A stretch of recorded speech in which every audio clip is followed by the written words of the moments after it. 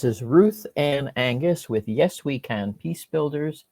And today I am talking with my friend Jill Harris from Middletown, Connecticut. And Jill is a retired teacher, a certified Kingian nonviolence trainer, and a mother and a grandmother. So welcome, Jill, to our little talk here, I call it on the air podcast for Yes We Can Peacebuilders. And we want to talk today a little bit about music and song and how that does or not, maybe doesn't relate to our nonviolence movement. And then later on, I want to talk to you about your work in Colombia. But before we even begin that, the Certified Kingian Nonviolence Training, could you tell us a little bit about that? Sure. So I did the training at the University of Rhode Island.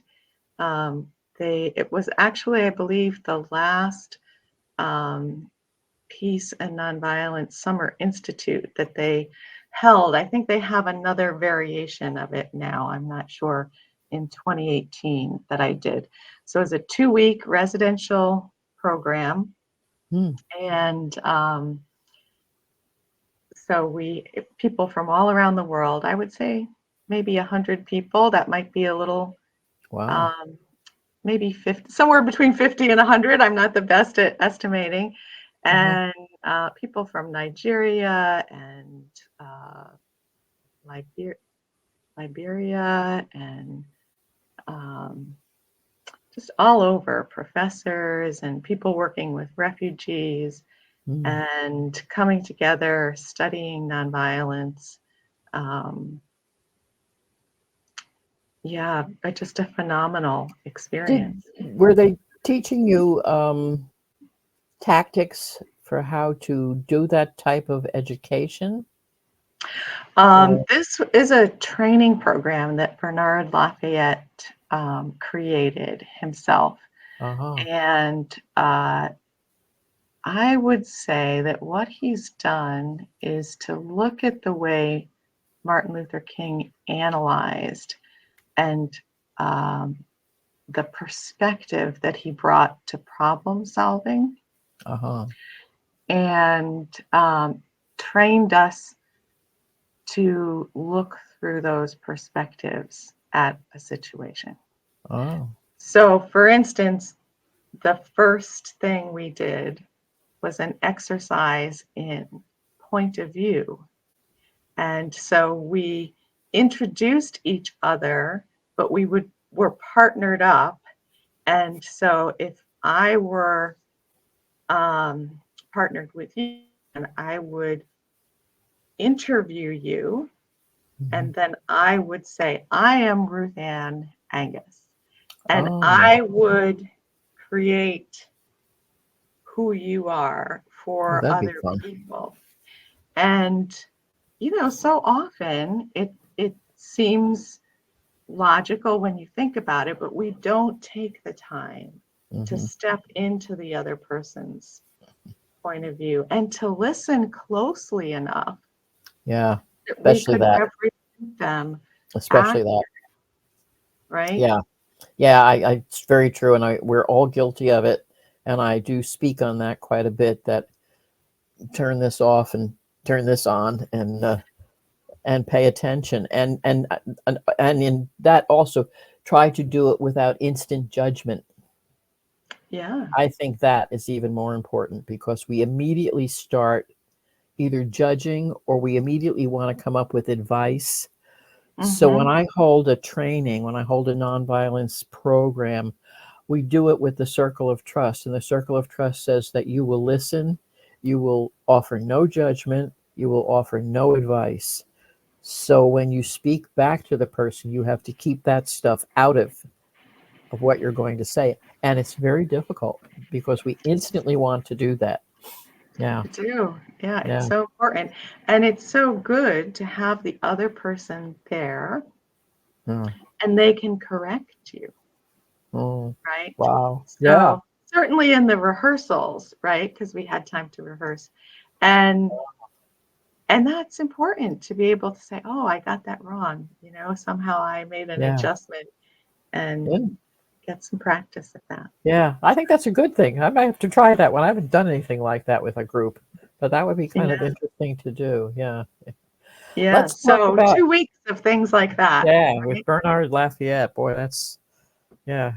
I use his videos for the 6 principles of nonviolence, Martin Luther King's nonviolence.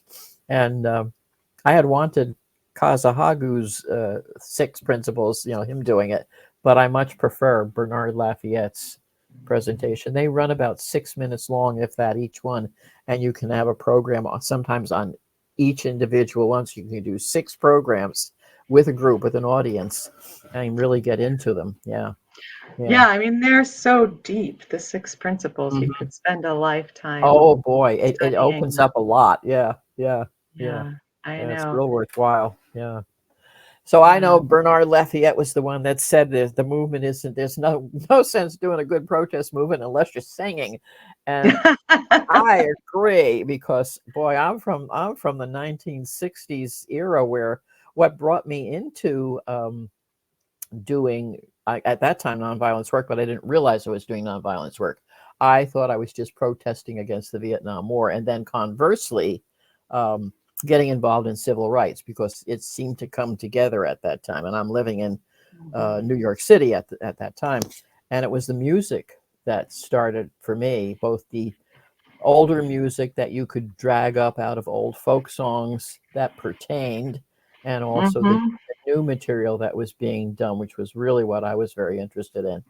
And I think Yeah. we've lost that. I don't see that happening. So you did something recently that speaks to that. Tell me about that. Oh, yeah. And it did. It directly came out of Bernard emphasizing the importance of song at the Hmm. nonviolent training. And I came across the brothers Koren, 2 brothers, Thorold and Isaac Koren, and they had a professional band called the Kin for a while, and were working in LA and recording, and um, decided to take a different tack and to um, empower other people to sing, and to give people access to song in a way that most people don't ordinarily have, who aren't a part of that world, right? And so they do something called the Songwriter's Journey. And I was Mm. at Kripalu with them, and they said, if you're interested, come let us know. And my heart was just wide open. I was like, yes, I'm so interested in that. Wow. And I've always loved to sing, but I never was someone who saw myself like, oh, I want to be a singer, right? I just truly enjoy it. I Yeah. sing while I cook, and I sing to my kids, Uh-huh. um, and also grew up in a church where, of Mhm. course, you sang every Sunday. Yeah. And I, as an adult, I haven't really belonged to a specific church community, and I miss that the most. I can There's appreciate that. something so human Hmm. when people are just singing together. Together. Yeah. Sing. And you don't even have to have the same belief. And I have had that experience this past year or two. I have a Presbyterian church on the corner here, and it's not my church. Um, but I heard that they were starting a ukulele group, and went over to listen to them and see what they were doing. And they started to sing those old Protestant hymns. And the same thing, I burst, you know. Yeah. I had to be there. I had to sing them, and I'm with them ever since, because it's something happens in community when you do that.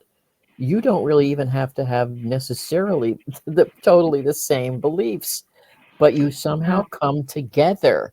Yeah, and I'm assuming that you experienced that too. Oh, it's so true. And in the church, for me too, it's transcendent, like Yeah. you're saying. But I also remember, I grew up, kind of in the 60s and 70s, and so Vietnam was, of course, a big part of everybody's experience. And there was a father of a man who was killed in Vietnam, and I have never forgotten listening to him sing in church after he lost his son, and you could just hear in his voice, right, what Yeah. he was going through. And Wow. he, he continued to be, engaged in his life and to show up, but in his voice, you could Yeah. hear it all, and it touched me Yeah. so deeply. And you didn't have to talk about it. Mm-hmm. You could Mm-hmm. just, Yeah. Yeah. yeah, Amazing. very powerful. So, so they said, they were going to do this course. It's 6 months long. Wow. And as much as I love singing, the first principle of nonviolence is nonviolence is a way of life for courageous people, right? Mm-hmm. And for me, my lifelong struggle that has taken the most courage is speaking. It has been very hard. I like to write Mm-hmm. because then I don't have to speak. Yeah. Most writers are like that. I'm a little different because I like both, but yeah, You were. yeah, very much. I have never met any other writer that likes to speak, Oh, that's interesting. I didn't know except it was myself. quite Yeah, so it's universal. very, very Yeah. common. Yeah, yeah, Yeah. And so I felt like this would be just a really yeah. important journey for me to take. And I had no idea what it would be like. And it has been one of the most valuable things I've ever Wow. done. So even just, they have a discovery call to see if it's a good fit for you. And Uh-huh. often that's sort of, it's a sales call, right? Yeah. And are you going to jump in and pay to do this, which is totally Right. fine. But this actually was a discovery call. And it was in that call that I remembered how important it was to me to be part of a church and part of Wow. a community that sang. And so even before I signed up, I uh, my husband has always wanted me to sing in the choir that he sings in. And I Oh. finally said yes. Oh, good. So for the last year since then, I've been singing in Doing a that. local chorale, Oh, good. That's great. which has been profound. So What kind of songs, though? What are they doing? What did it matter even to those two that were doing that course? What what the songs were? What type? to the two who are leading the Yeah. That course, what the yeah. well, it's a very unique process in this course. So it's a lot of self-reflection, very deep self-reflection, and Oh. witnessing of a lot of what we've gone through and who we have become, Oh. because all that gets carried in the voice. Uh, And as much as I have self-reflected and meditated and uh, written, there was a lot to unearth. I'll And bet. um, and so then only after that do you come together and they create the musical part. And Oh. then um, we write the lyrics, and then the two come together. And in a couple of months, we will record my original song. Oh my goodness, really? Yes. And so I now have their music for my song. And so one of the things we would do is do what they call voice notes and just spontaneously sing and record ourselves, right? Hmm. Hmm. And then they take our little spontaneous things and hear what interests them and create our sound Wow. personalized to us, right? And from that, we then write our That's lyrics. that's amazing. It Really. is mind blowing. It's magical to have a mirror Yeah. for your sound, for your music. When they played to me that whole night, I had the meeting and they played what they had come up with for me, and all night long I just buzzed. It was it was just, I can't even describe how So beautiful it the was. actual melody spoke to you out of what they created. Yes. Oh wow. And I played it to my husband and he said, it sounds like you. Oh wow. No But it kidding. wasn't like my voice. It was like it somehow, I can't even say what they capture, but it Holy cow. unlike anything I've ever experienced. And Yeah. then this music would just come to me, and that's never happened to me before. So then I would jot it down and come up with it. And what ended up happening, it's so interesting. So I had made a voice note, and I titled it Lindy Lou, who is my grandson. Oh, cute. And I can only imagine that there was a happiness in my Yeah. voice, right, for that particular note that caught their attention, because they, of course, didn't know who he was, which in itself is interesting, Yeah. right? Very. How Yeah. much our Shows how much you give away. yeah, exactly. And and so then as Yeah. I started trying to write the lyrics, I actually recovered a memory with my grandmother. Oh. And I was 4 years old, and she knew she was dying, but Oh. I didn't But you know. didn't. Yeah. And she lived Wow. 24 hours away from us by car. Oh So I wow. almost never saw her. So I had essentially this one afternoon with her in Mm. my whole life. And what she did, she was lying in bed and she said, "Sing to me." Oh my. And I was 4 years old and I loved to sing, and nobody ever asked. I Right. wonder what that means. Oh my So I was goodness. like, sure. You. Yeah. And I finished, and she like lit up and she's applauding, and she's like, Oh. sing me another one. And Oh, that's cute. I would swear we spent the whole afternoon like that.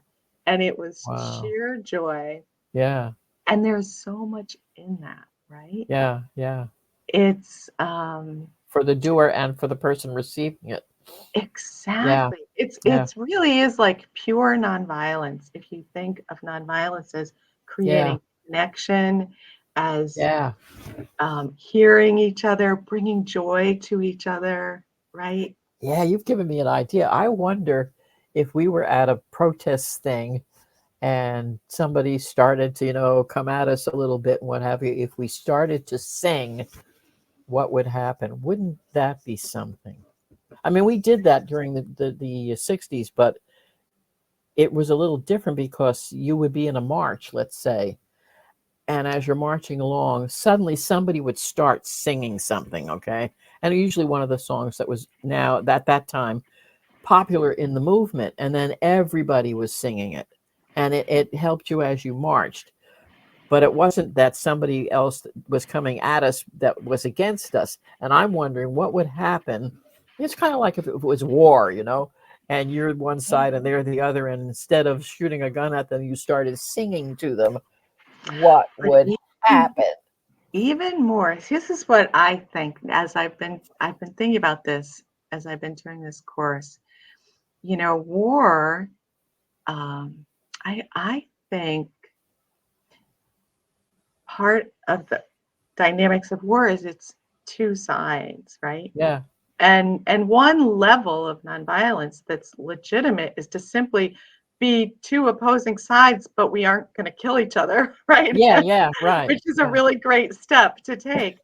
But singing is something else, yeah, because the moment I sing, I know you have a voice too. yeah. And I know Mm. I know you're unique. And I know if I Mm-hmm. listened to you sing, it would move me. Mm-hmm. It would move me. Mm-hmm. So I think that it really is true that like the idea of harmony Yeah. actually drops the whole two-sided thing. And what if, if you're my opponent, Mm-hmm. I'm singing to you because I love you. Mm-hmm. I love the part of you that I know sings to your grandchild, right? Yeah. And it changes everything. Yeah. It's not a chess game, right? Yes. Yes. Yes. It's Yes. something very different. Yes. And really I'm asking you to sing with me. Yes. Let's So yes. Yeah. So do you know of the true song about the Christmas event between the British and the Germans in World War One? I forget the exact name of the song. I learned it through folk music, the collections of folk music that I have. And the gist of that is it was Christmas Eve, and so they stopped the actual fighting. And I believe it was the Germans that started to sing Silent Night in German in their trenches. And then the Americans started singing along in English in their trenches. And the outcome of that was they came up out of the trenches. They played a soccer game with each other. I think the English won. And they exchanged things like cigarettes and candy and everything. And eventually they had to go back into those trenches and start shooting each other again. You listen to that. You cannot listen to that song and not cry. I don't think anybody could listen to that song and not cry. It's right on the edge for me just listening to it, it. it I feel is. like It I've is. heard it before, but Yeah. had forgotten it. Yeah. That's so It's a mind blower. Yeah. I remember when I first heard that. I thought, oh no, that can't be true. And it's an actual true story. Yeah. hmm Yeah. Yeah. I think the effects of music, of song, could be very beneficial. And I'd like to see us using it more, maybe teaching it to kids. Now, you said you were a retired teacher. What grades did you teach? Mostly I was an adjunct professor at the community college, not far Ah, from you were higher up, so you weren't little I kids. Yeah. love. No, never little kids. Yeah. But I also did spend a few years teaching high school. Ah. Oh, that was interesting. Oh yeah. Yeah. Teaching is always interesting. Yeah. Lots Yeah. of human beings. Yes. Yes. I'm working with a group of between 9 and 11 years old, a group of elementary kids that they themselves, one of them at least, decided that they needed to start a peace group at the local school here. And I got drawn into it because somebody found out that I do this peace builder thing around here. And so I've been doing things with them quite a bit. And I love to get to introduce song somehow with them. So I found something called Songs for Teaching online, and I've ordered some of their things that I can get the CDs and we can play them, that kind of thing. So I'm hmm looking forward to seeing what I can develop, using Yeah, song starting at that age. Because I don't know that they do music in the school anymore. Probably not. it's such a loss. Yeah. Honestly, I feel like, you know, if I were going to dream big, this course that I'm doing, the Songwriter's Journey, that Yeah. would be the core curriculum for every Yeah. elementary school student. I That's a think great it idea. creates a generation of people that can write and Yeah. sing their own song. Right. We have Right. no idea Yeah. what our potential is, right? There's Yeah. so much joy, and but not only joy, right? Songs are Right. so good for expressing all the emotions, which in fact was an exercise within the songwriter's journey where they made a chart of the whole palette of emotions. And I have to say, I was a little surprised at, oh yeah, there are all of these emotions. Like it's Hmm. a whole big, and the spectrum of them. Yeah. And then we practiced intentionally singing the whole spectrum of each emotion Wow. right? And it was so powerful. Yeah. Yeah. Sounds wonderful. I want you to make sure that we give the name of this outfit that you've got, so maybe people will want to look into this. Tell me Hmm. again what that is. Yeah, it's the Brothers Koren. And that's Koran, right? Koren. Oh, En. En. Koren. Okay. So their website is thebrotherscoren.com. Okay.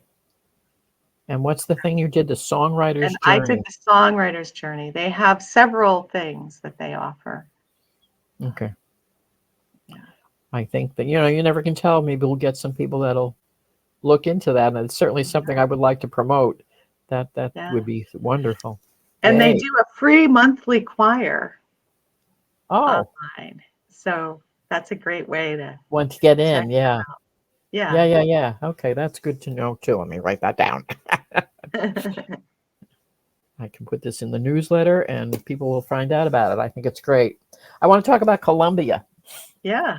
Okay. So you tell me you do some kind of work in the country of Colombia, which I don't think too many people in the United States of America know a whole lot about.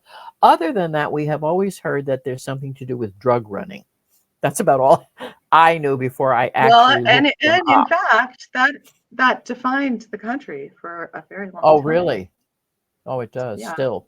Um, Oh, well, it does still, but of course, Escobar was the famous, drug lord. yeah, right.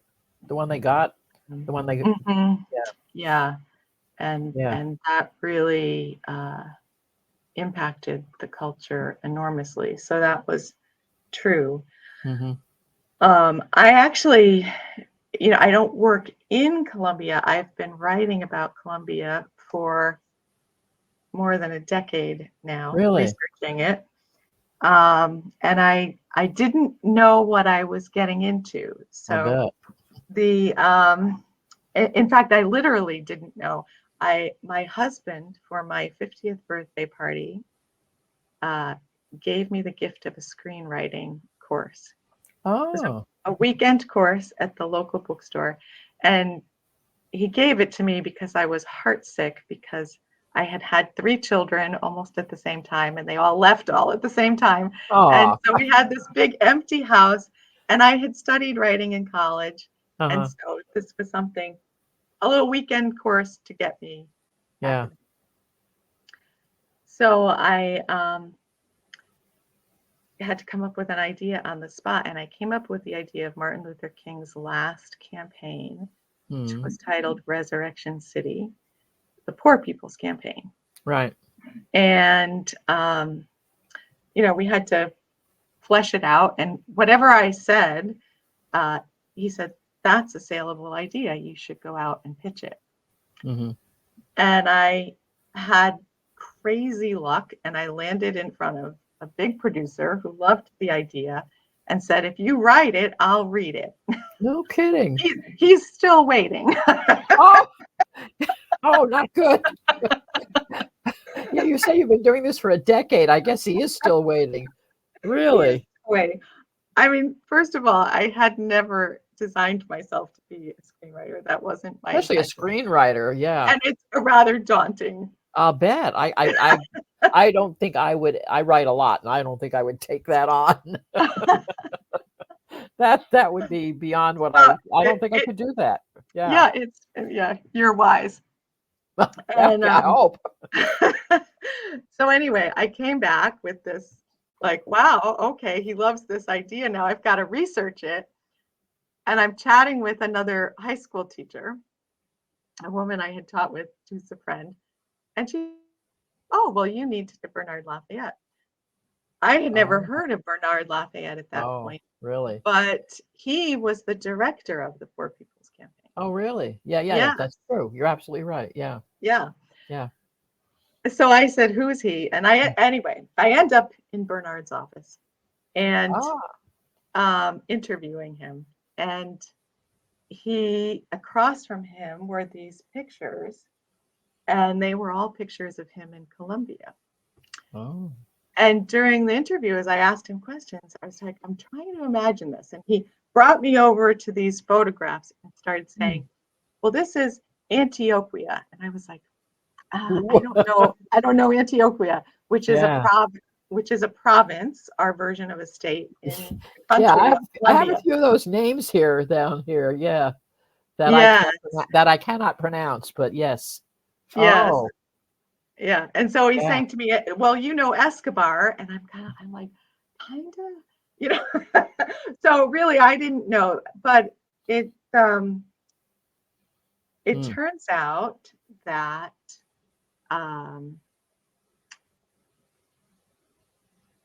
because there was so much violence in Colombia, it was considered a failed nation by the UN. Oh, Not only was there all this drug trafficking and incredible violence from the drug right. cartels, but also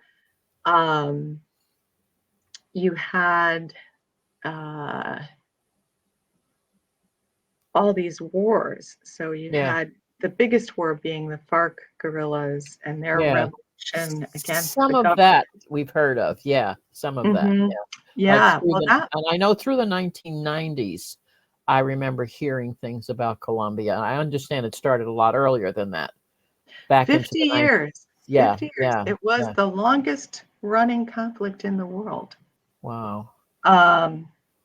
And they signed the peace treaty in 2016, Oh my goodness, that's real recent. Yeah. very recently. Mm. So Mm.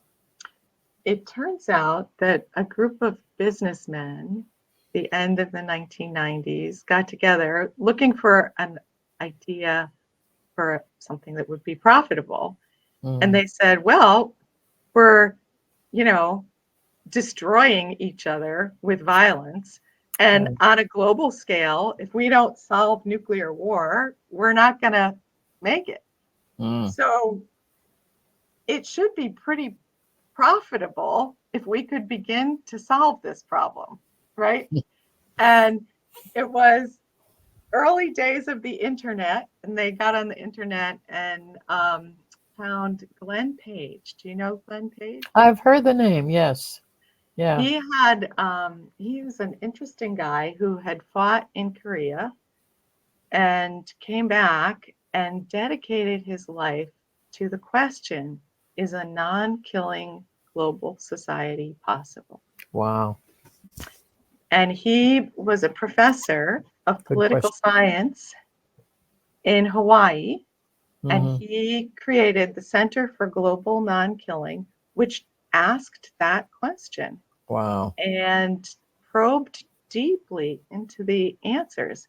And so these businessmen brought Glenn Page to the city of Medellin, which is the capital of the province of Antioquia. And Medellin in the 1970s, Time magazine named it the murder capital of the world. Yeah. It's a pretty tough. Do you hear You my have a cat? friend. This is not a good time, you know. I'm doing this thing, Pee-wee, and you need to go out probably, but it's Pee-wee. raining. Pee-wee, Oh. yeah, he's my oldest cat. He's 17 years old and very senile, more so than Oh. I am. Yeah, and once he starts meowing, you can't stop him. He's terrible. Actually, I probably should end this. Let him go, and then we could pick up again. Oh, okay. Do you want to do that? Yeah, I think so. Although he's going to keep meowing, and if All anybody right. else Yeah, go ahead. this meowing on this podcast might not be good, but I can marry the two recordings together. So I'm just going to end it right now. But don't go away, folks. We will be back. All right. We are back. We are recording our second half of our podcast today, and our little visual, maybe YouTube thing with Jill Harris from Connecticut, Middletown, Connecticut. We were talking about the country of Colombia, which you now tell me you have been writing about as a screenwriting process for the past decade. Which I didn't know it was that A long. very long time. Yeah. Very long time, yeah. So I'm assuming as you've gone along, you have learned more and more as things are going on in that country. And like I was telling you earlier, I had to really think about, well, where exactly is it even located? Yeah. Um, didn't realize how close Panama was to it, and have now found Mhm. out in doing some research that at one time it was all part. One time, Venezuela, Ecuador, Colombia, and Panama were all some one big country. Really? Yes, did you know that? I It did is an not know that. interesting history. It was called Gran Colombia, Gran Colombia, the Mm. something of Gran Colombia, and it broke up, and Venezuela wanted to become independent, and Ecuador wanted to become independent, and somewhere along the way, Panama seceded from Colombia in 1903. Which, I mean, why would we know this? But they called it the United Provinces of New Granada, which comes out of the Spanish people having come to the country, Mhm. the Spanish Mhm. colonization. So the interesting things about a country like this for me is A, they have an indigenous population, right? Mhm. They got into slavery, and I understand that slavery was abolished in that country in 1851, which is earlier than we got to it in the United States. Mhm. And then they were, of course, with the Spanish and Middle East and Europe, and a lot of, so they have a lot of Mhm. mix. And they also, this was very interesting to me. They're very diverse, biodiversity with the environment in that area, one of Oh, the better ones in the world. I Which, cannot tell you how beautiful. oh, it Just it beautiful. is really. Yes. Just Oh, the lush vegetation. Um, oh, oh, interesting. that makes I sense don't to recall seeing, but I'm sure I have. I watch every nature program that you can think of. So I'm sure I've seen it and not realized what I was even looking at sometimes. When they do me. various different animals from the South American area, and we know so little about South America in this country. I think we're really Mhm. missing out a lot. It's Yes. still, I'm assuming it's still a developing continent in a way, in from our viewpoint.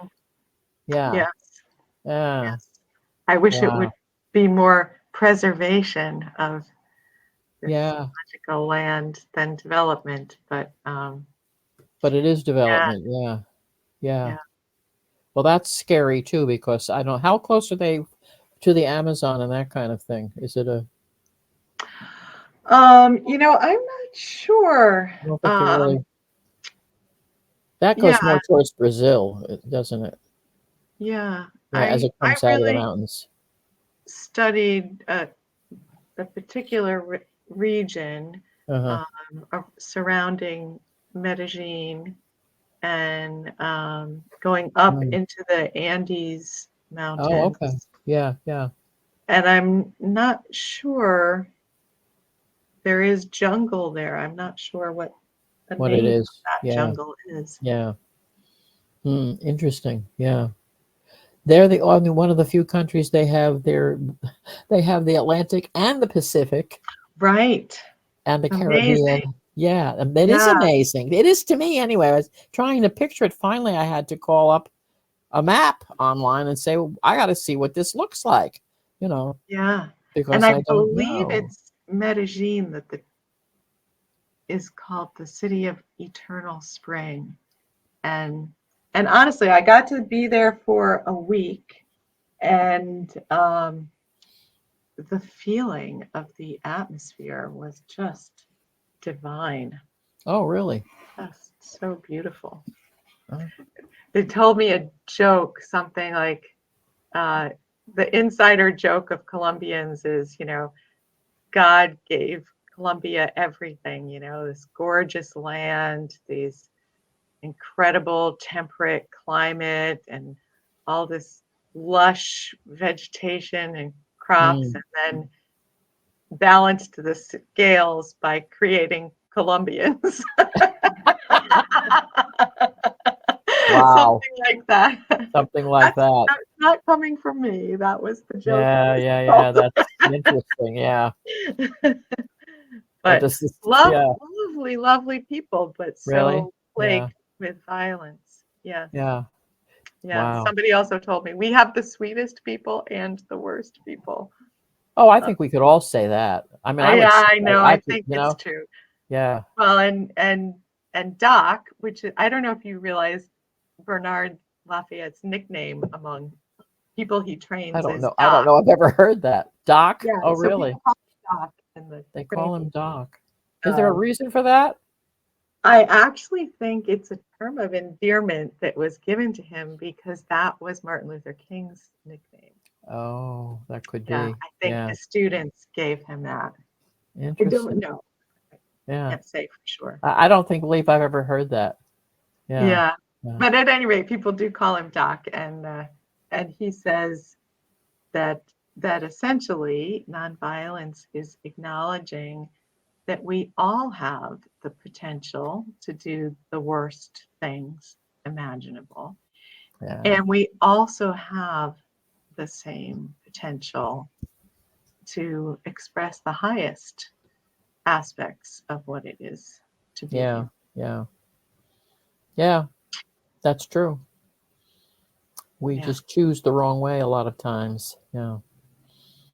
Hmm. hmm There's a lot And of, what I actually really love is that he says the way you practice nonviolence is when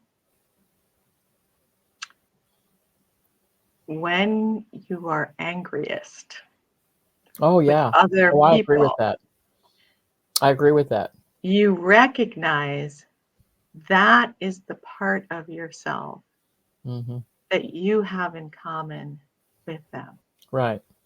Yeah. right? You can never be holier than thou if you're doing this kind of thing, because that's exactly it. Yeah. That's Yeah. exactly it. That's the How portal. easily, I've always thought how easily we could snap and be as violent as anybody else. Um, yeah, you don't know. You don't know what you're going to. I've often said that you don't know what you're going to do until you're presented with a circumstance, how you will behave. You really can't. You think you're going to know how you're going to be, and you do not know until it happens. And I learned that with a car accident on the corner of where the house I used to live next door in a larger house, and it was the corner house, and they always had these darn car, but there's no stop sign on that particular little street, and the city didn't think it was an active enough street to have one, and they kept having these various car accidents, and one was a real humdinger where the car overturned and everything, and I found myself running out of the house, racing to the car, starting to pull people out through the windows that were broken. Never in a million years would I think I would do that.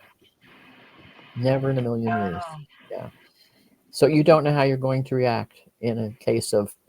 So it got me to thinking, well, how would I react if somebody came at us with a gun? How would I be? I don't know. I still don't know right. We until don't something know like ourselves that until we're happens. tested. Yeah, yeah, Yeah, and or whatever. there are moments that are so fast Hmm. and so powerful Right.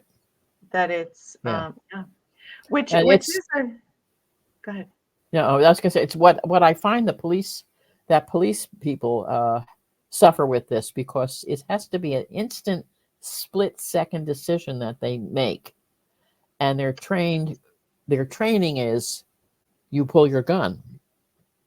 Their Right. training is that. So that instance, the reason they pull the trigger is that instant split second that they have to make that decision, not knowing enough half the time, unfortunately.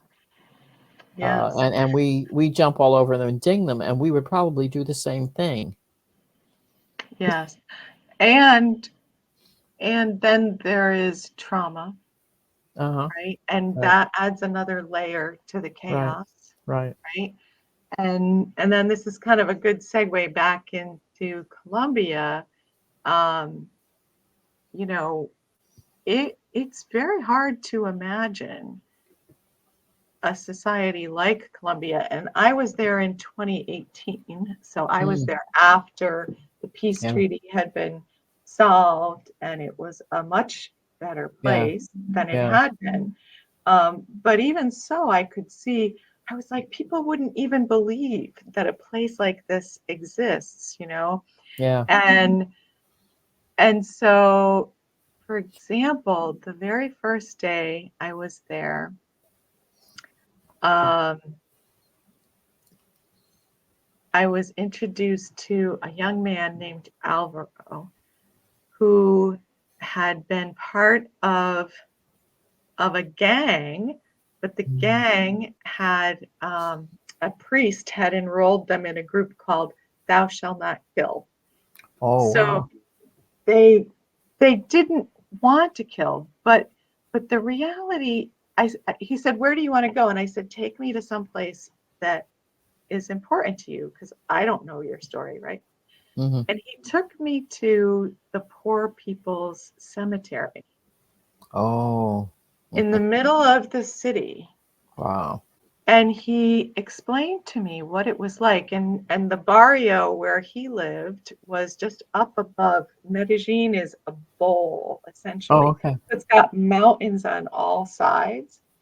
And so up above on the mountainside was his village of Castilla. Mm, Castilla was targeted by Escobar.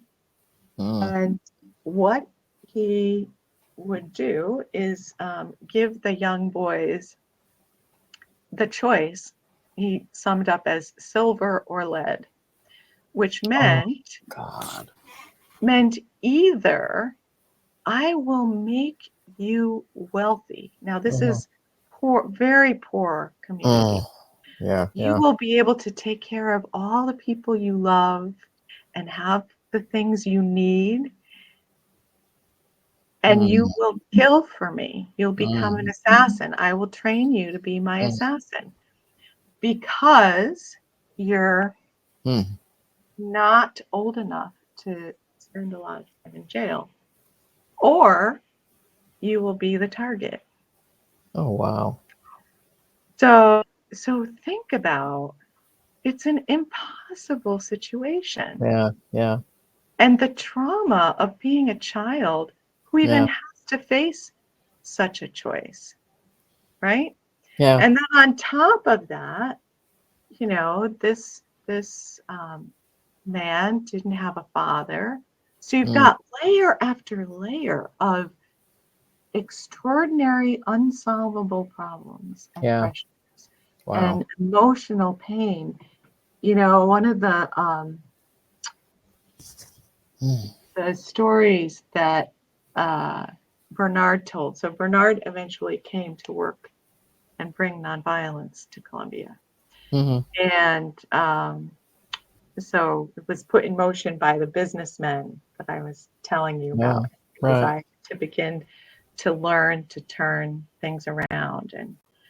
Um, and he tells the story of going to a school and saying, how many people have seen someone they love murdered? Mm, And it was almost all of them. wow. So, you know, it's impossible to imagine, you know, who we would be in Mhm. such extreme Yeah. suffering. Situation. Yeah. And so this young man uh, told me a lot about how the cemetery had been a part of the landscape of all of this, because Mm, um, when you kill people, you need a place to bury your bodies. mm. And so then the cemetery became a battlefield, essentially, Oh, my. because a place to bury the bodies is so valuable. Mm, And so when all of this was behind them, this man had dedicated himself to identifying the people mhm, mhm, buried there, finding them, recording their names, recording their deaths, honoring them, mhm. right? Yeah. And so he kind of gave me a tour, and then one of the most powerful images to me was in this cemetery. Um, there was a outdoor cathedral, and it had these Mm. cement pillars, because it was outdoors, and they were like whale bones around Oh. the outside, and then you had just a cement block as like an altar, and kind of these simple cement Hmm. benches. And Alvaro had gone to the University of Rhode Island, URI, singing and nonviolence training, the same one I went to. Oh, okay. And so he was a certified trainer. Oh, interesting. And he would conduct nonviolence trainings in that outdoor. Oh, what an outfit! What a place! Yeah. And he described to me that he would light a candle. Can you imagine being outside at night below this very poor? And he said he would begin by saying, this might seem like a strange place to lead a nonviolence training. But what better place to study nonviolence than among the people who paid the price for living in a violent society? Well, you're a screenwriter. That sounds like a nice documentary film. Yeah, that's one of the many. That would be a great, things, right? Yeah, it's true. Yeah, he's a very that would be a powerful great young man. documentary. Yeah, you could do a short one. They do shorts that you see on. Oh, seriously. Yes, no, I think I should take it. On PBS. I like to watch some of the short. They're maybe 15 or 20 minutes long, but you can get that whole idea in there. Filming this guy doing that, I think that would be fantastic. You should do this. All right. Well, I'll let you know if I. Good. I'm glad. I think it'd be a great project. That's your project. He was a very moving young man. Yeah, that's your project. That's super. Wow. There's so much. We're on an hour of doing this, by the way, at this point. All right. So I think we could keep talking for another hour, quite frankly, but I think we've covered a lot. And one of the things I did want to say, as I'm thinking about a country that has the indigenous people and going back to song, in that I don't know of any indigenous population that doesn't use song. Right. Really. Yeah. And it's so important to community. Yeah. So we have to bring song. That's another our other chore. Your chore is to do that documentary film and continue and sing all the way. And sing all the way. Yes. There you go. And I'm going to try to bring song to the youngsters of Morro Bay, California, which seems like an enormous world away, an enormously different world than when we start hearing about places like Colombia.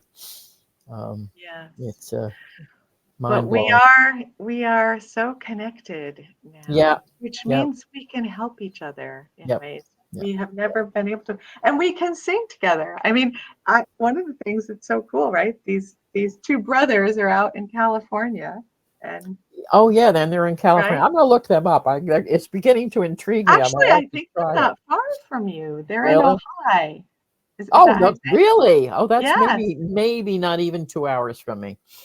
Maybe an hour and a half. Goodness. Matter of fact, we send our high school kids through Rotary. We send them to Ojai for this thing we call youth leadership training type thing. And they go to this place in Ojai. I will definitely be looking them up. Because now I could do maybe I could do a program with them. That would be great. Oh, that would be amazing. Yeah, I gotta find them. Super. This has been really amazing, and I'm so grateful that we did this, and I'll have to learn how. I know I won't have any problem joining the two audio pieces together, but I might have a little problem with the video, but we'll see. The video isn't as important. It's important that we get the audio thing out there. So thank you so much for doing this, and I'm going to end our little recording right now. Thank you to Jill Harris, who is writing about Colombia for this past decade, who's learning doing singing and song and all that good stuff. And I happen to know you write really well. And and we will say goodbye to you, and then we'll talk a little bit after I end the recording, okay? All right.